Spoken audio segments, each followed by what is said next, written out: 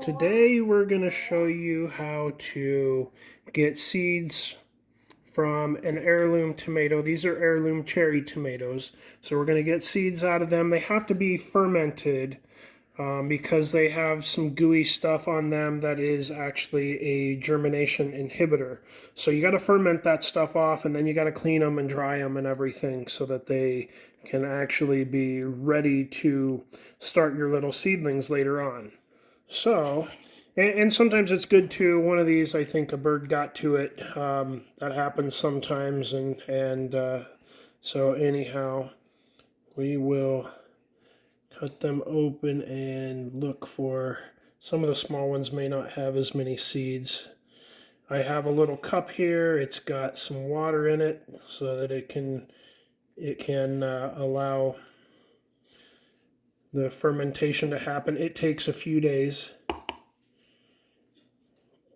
2-3 days or so is probably about the normal amount of time that it's going to take.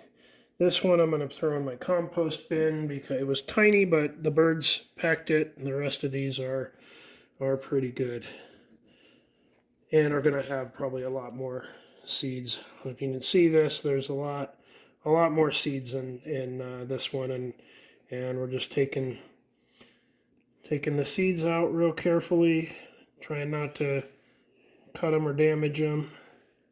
Really careful. Very carefully, yep. And then they will go into the water and be able to just sit there for a few days. How does it taste? So,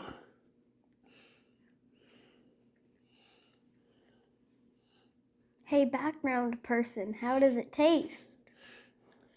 oh, so we got a little stealer of our cherry tomatoes. Yep, we got a little thief. A little tomato thief that's... How do they taste? Come on, tell us. How do they taste? I think the heirloom tomatoes taste better than anything you get in the store. Definitely. Tomato stealer strikes again. You won't even tell us how they taste, though.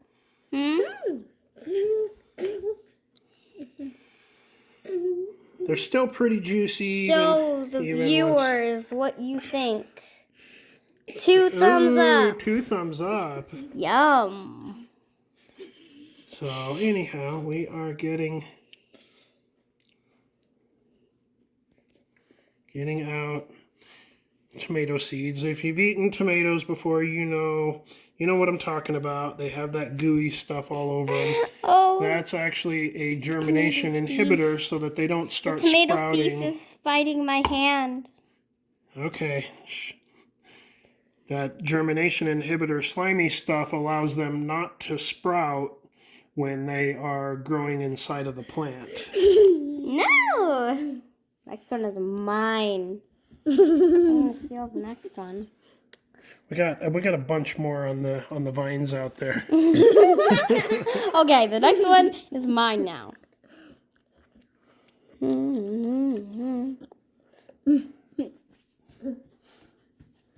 My hand is ready. Wait, Hum. you can have the other half too, okay? And this one. No. These are good, but I don't really like tomatoes. Yeah, well, You see, when you can get have tomatoes, this. when you get them from the store, they're not quite as juicy. I don't think that one has enough seeds, at least not on that side. There's a couple on this side. So, if you look inside of here, you see they're mostly at the bottom. There's a bunch of slimy stuff. It's going to take a little while for that to ferment. And then what's going to happen, this one has been fermenting for a few days. So now what we're going to do is we should be able to wash these seeds and wash that junk away. We're going to do that in the sink right here. Sink. I'm going to get some water in there. Typically, your seeds should go to the bottom. So after you get some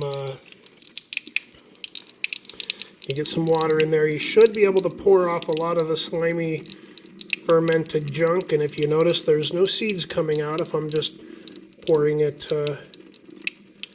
pretty slow. And I thought you would just overflow it and the seeds would stay at the bottom because they have well, sprouts in them. they will pretty much stay at the bottom, but sometimes you're going to get one or two that are going to want to get poured out. But if they stay at the bottom, go over and over again. You may lose a couple of seeds. Look what you might. But if you overflow it, then the ones with the sprouts would stay at the bottom, right? Well, they're not sprouting. Yeah, but the one with like the sprouts inside of them, like contained inside of them, wouldn't those stay at the bottom? Well, the bigger seeds, I know what you're talking about. When we're cleaning other seeds, bad seeds float and good seeds sink to the bottom.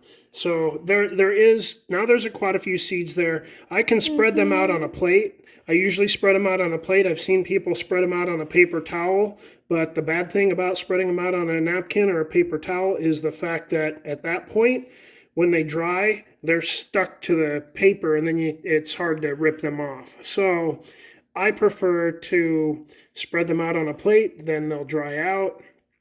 And they can easily be replanted. Well, they can be replanted later, but they'll be dry. You can put them in a seed packet if you want to store them that way, or you store them wherever you want to keep them cool until you're ready to plant. So that is how you do. That's how you do them. I don't have a plate ready, so I'll have to get a plate ready to spread them out on. But then you let them dry for a day or two, and then they should be good and ready to go.